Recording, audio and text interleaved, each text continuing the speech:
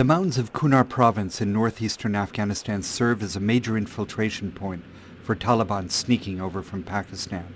This is also where American and NATO forces are forming what they hope will be their best defense strategy against the insurgents. The Afghan Army, or ANA as it's sometimes called.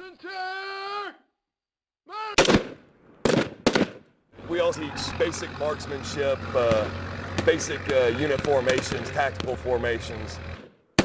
Learning to shoot and arrange troops is all part of building a professional fighting power that can beat the Taliban when U.S. forces start leaving by the deadline set for mid-next year. But there are some serious concerns.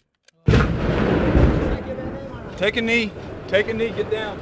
On a recent mission to the village of Saw, one of the platoons came under attack.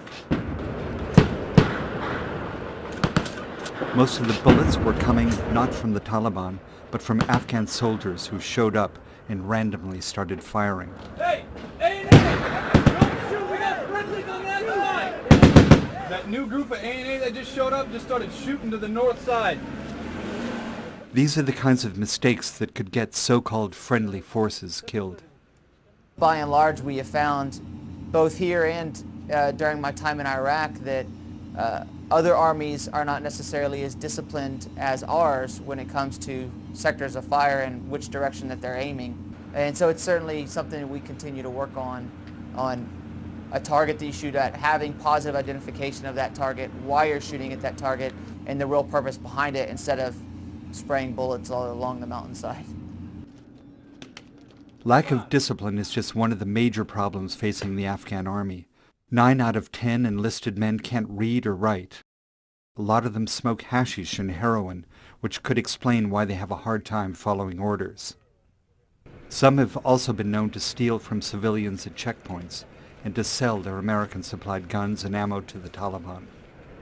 And they don't know the first thing about cars, or Humvees for that matter. I'm going to check the power steering, the oil,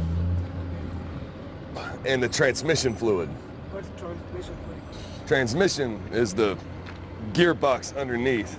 Sergeant Williams says that their basic lack of knowledge makes it that much harder to explain in a different language. Now, unfortunately, the people that make the Humvees don't speak Pashtun, so you have to learn a little bit of English. And sometimes they are joking with our guys and they're laughing, so some of our guys mind that they have said something wrong to me, rude.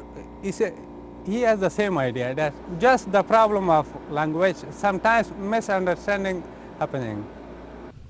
Despite the many handicaps, NATO officers say Afghans are starting to take the lead on missions. They're much better at establishing ties with the community.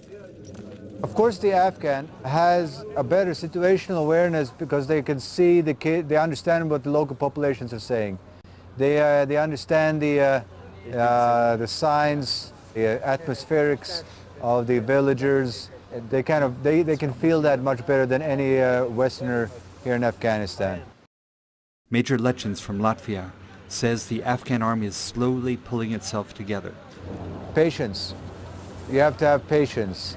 I will not be original by saying, quoting Lawrence of Arabia here, but it's better to have them, this case ANA, to do a thing 75% good than having us doing 100% good solution for them.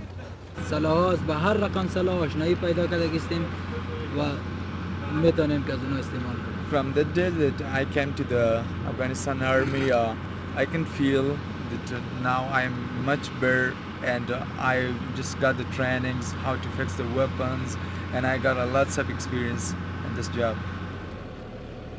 Still, the question remains whether they will be able to stand on their own by the time coalition forces withdraw from the country.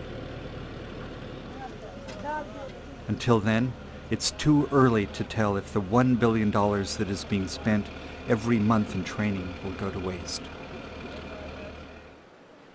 For Time magazine, this is Tim McGirk reporting from Kabul.